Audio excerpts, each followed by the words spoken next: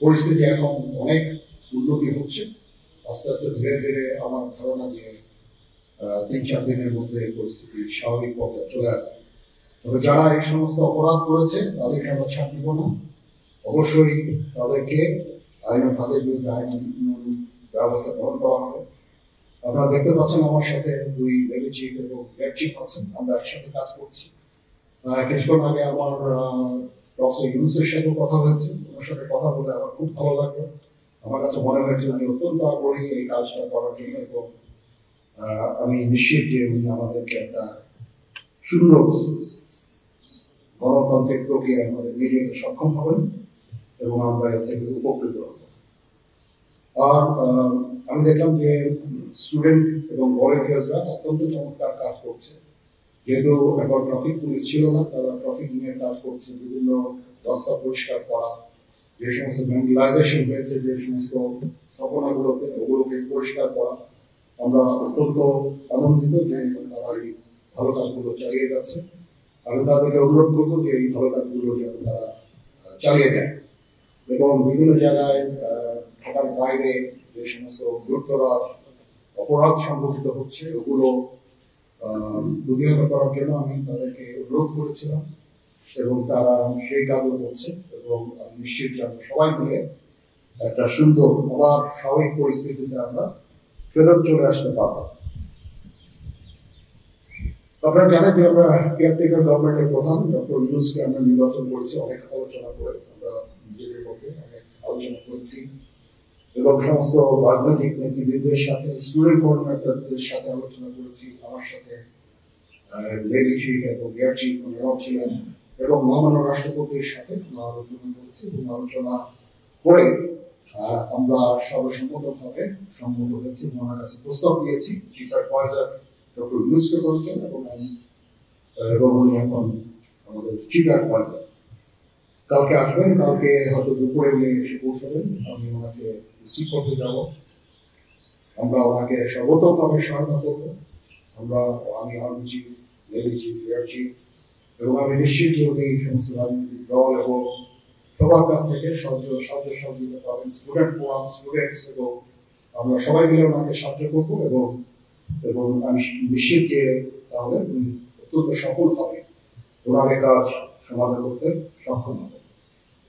অনেক ধরনের গুজব চলছে, আমি জনগণকে আহ্বান করবো এ ধরনের গুজবে যেন কান না দেয়। আমরা একটা চমৎকার পরিবেশে সুন্দরভাবে সবাই মিলে আমরা কাজ করে যাচ্ছি।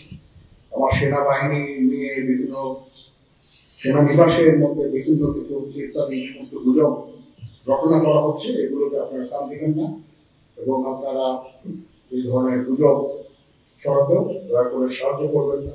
আমি জানি সবাই এটা ইচ্ছা করে করেন না, আপনারা এটা করেন, এই জিনিসটা থেকে নিবৃত থাকলে এটা ভালো হবে এবং আরেকজনকে কোনো নিশ্চিত না হয়ে কাউকে এই ধরনের কোনো খবর সংবাদ আপনারা দেওয়া থেকে বিরত থাকবেন, তাহলে এটা আমাদেরকে সাহায্য করবে। পুলিশের পুনর্গঠনের কাজ চলছে, এখন পুলিশ প্রধান একজন নিয়োগ দেওয়া হয়েছে। আমি নিশ্চিত যে পুলিশের মনোবল আবার ফেরত আসবে এবং পুলিশ প্রফেশনাল ফোর্স হিসেবে ভালোভাবে তাদের দায়িত্ব পালন করতে সক্ষম হবে। সর্বশেষে আমি আপনাদের নিশ্চিত করতে চাচ্ছি যে সেনাবাহিনী, নৌবাহিনী, বিমান বাহিনী সর্বদা জনগণের সাথে আছে এবং থাকবে এবং আমরা কাজ করে যাব, পাশাপাশি সবার সাথে মিলে কাজ করে যাব এবং আমরা একটা সুন্দর ভবিষ্যতের দিকে যেতে পারবো, ভবিষ্যতে পৌঁছাতে পারবো বলে আমি বিশ্বাস রাখি।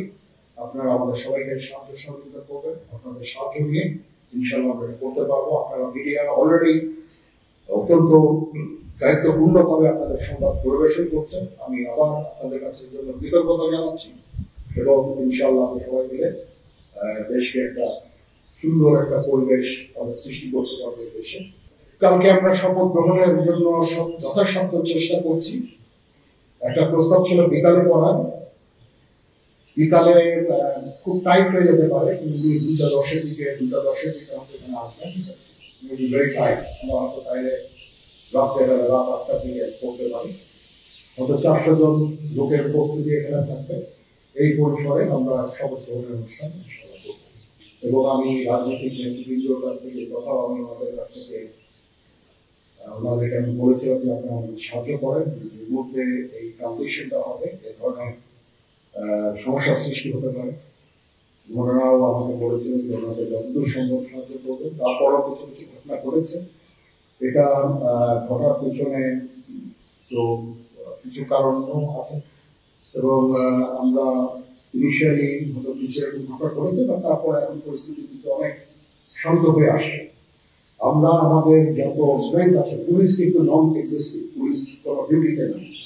পুলিশের একটা বড় ফোর্স, এটার যে ভয়েড যেটা সৃষ্টি হয়েছে, এই ভয়েডটা সেনাবাহিনীর স্ট্রেংথ দিয়ে এটা পুরো করা সম্ভব না। আর তারপরে আমরা যথাসাধ্য চেষ্টা করে যাচ্ছি এবং হাজার হাজার লোককে আমরা কিন্তু এই সমস্ত সমস্যা থেকে আমরা উদ্ধার করেছি।